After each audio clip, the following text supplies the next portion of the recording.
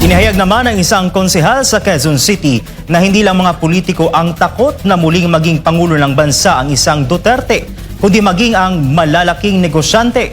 Kung bakit, alamin natin sa report ni Almar Forzuelo. Patuloy na laman ng balita ang impeachment complaint laban kay Vice President Sara Duterte. Mula pa noong nakarang taon, ibinuhos na ng Kongreso ang kanilang panahon sa paggawa ng mga hakbang kung paano mapapatalsik ang ikalawang Pangulo sa pwesto at mapigilan itong tumakbo sa darating na halalan.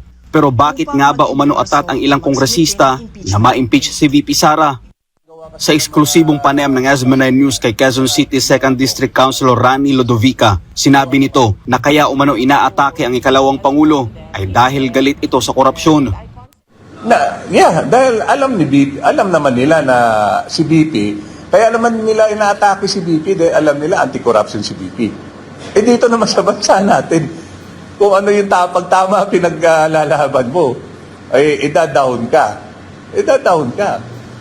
Oo. Kaya totoo talaga yung sinasabi ni Luna na ang kalaban ng bansa natin ay yung kapwa Pilipino natin. Paliwanag pa ng konsehal, nang makita umano ng ilang kongresista na hindi korap si VP Sara, doon na nila ito inatake at pinaratangan ng iba't ibang issue. Ito yung pinagsimula ng impeachment ni VP Sara. Nung nagsalita si VP Sara, being the Secretary ng Department of Education, na mayroong mga congressman na nag-insert ng pondo doon sa DepEd.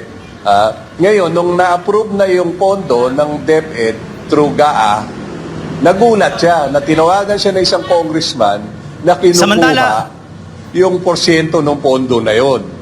Doon nagsimula yun, kung matatandaan po ninyo. Umalma si VP Sara. Mula doon sa pag-alma ni VP Sara, nagkaroon ng harassment na nangyari sa kanya.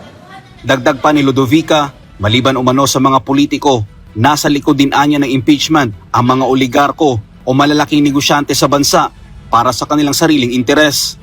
Dahil itong mga negosyanteng malaki, nakita nila kung gaano ang politika sa bansa natin, sila na rin ay nagtayo ng kanilang mga political parties.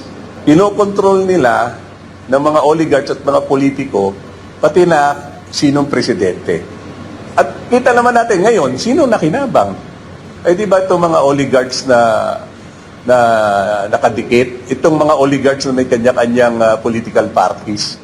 Inalala rin ni Councilor Lodovica kung paano umano hinarap noon ni dating Pangulong Rodrigo Duterte ang mga oligarko at binago ang sistema. Sino bang presidente na tumayo at nilabanan ng oligarchs dito? Si President Duterte lang.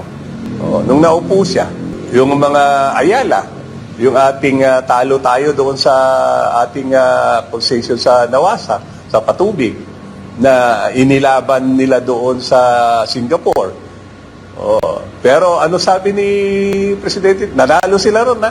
Ano sabi ni Presidente? Hindi ko babayaran yan. Gusto nyo, kasilahin ko yung concession nyo. Yung ating linya ng ating mga telepono, communication natin, internet natin, sinabihan niya.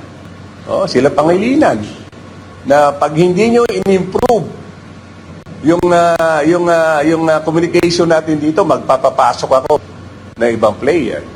Si Lucio Tan, malaking utang sa aviation natin dahil dun sa Philippine Airlines niya. Kaya takot umano ang mga politiko at oligarko na muling maging prente ang isang Duterte. Kaya definitely, hindi lang mga congressman.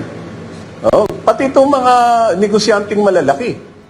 Kung matatandaan sa isang interview, ay inihayag ni Vice President Sara Duterte na tatakbo ito bilang Pangulo sa susunod na halalan. Anya, kapag nanalo siya, magiging trabaho ng kanyang magiging Vice Presidente ay habulin ang lahat ng responsable sa umano'y makasaysayang korupsyon sa Marcos Jr. administration. Para sa Diyos sa Pilipinas, kung Mahal Almar Forzuelo, SB9 News.